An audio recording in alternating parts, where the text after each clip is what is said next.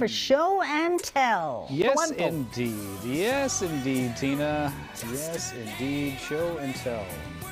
Talk amongst yourself for just a second. Oh, okay. As I pull up. Well, couldn't find something to show. John, We're busy. how was your time off? It was good. Yeah. It was good, but I overindulged a lot. With? Just food, drink, you know. Yeah, sleep in till? Oh, 5 at the latest. Yeah. 5:30. Body naturally wakes up, Yeah. right? Yeah. Oh, then the toddler wakes up and you're exhausted. Yeah, and you have to deal with it that. totally happens. Then you got to put together a racetrack or something like that. So much assembling of stuff. Are you guys ready? Yeah. For show and tell? I'm ready now. Okay. Yeah. This is really cool. So I am kind of obsessed with fruit and vegetable adventurers. Adventurers? Yeah, there used to be people, and they were like Indiana Jones, but they went out in the 1800s and early 1900s searching for fruits and vegetables. Trust me, Michael Marks and I have long conversations about this. Okay. I actually started a series of comic books about this because I was going to do a whole thing, and then like every other project I start, it's in a computer somewhere. But anyway, so this is really cool. The Amazon Conservation Team has put together the Amazonian Travels of Richard Evans Schultes. This guy is responsible for finding 24,000 species of plants and some 300 that were new to science at the time. But he traveled all across the Amazon with these things. Well, they have an interactive map where you can look at his adventures. Here's the map, and it's crazy. Look at those little dots you see?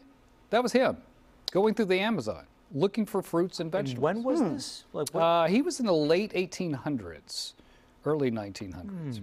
And then if you start zooming around the map here, let me zoom in just a little bit so I can show you those things. Oh. They've got little information dots where you click on the information dots and it'll tell you what species he collected at that spot. Okay. In those areas. It's crazy.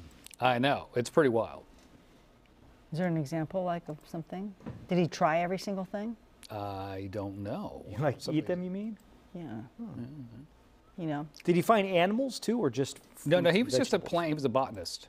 So he was just looking for plants. I see. Like he found the Hevia benthanalia there. Ah, yes. Yeah, Oh, yeah. Big mouth of the fan. Rio Yes. I Grande. often give those for Mother's Day. Yeah.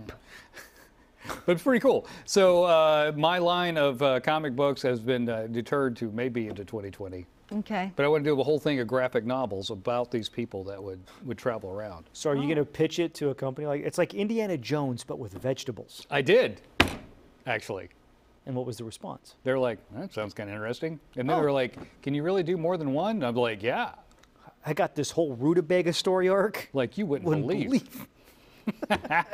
I'll tweet this out if you want to poke around on it. The Amazing Travels of Richard Evans Schultes. Tom Cruise is signed on already. Not so much running with the plants. He likes things where he runs. Just bushels of turnips.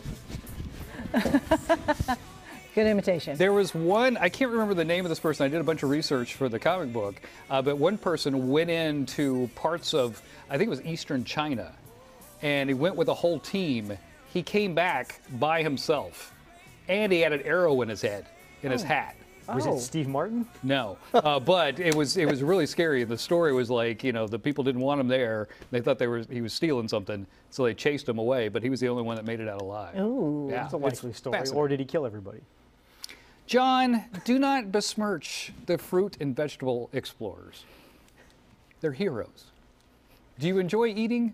It's because of these people. All right.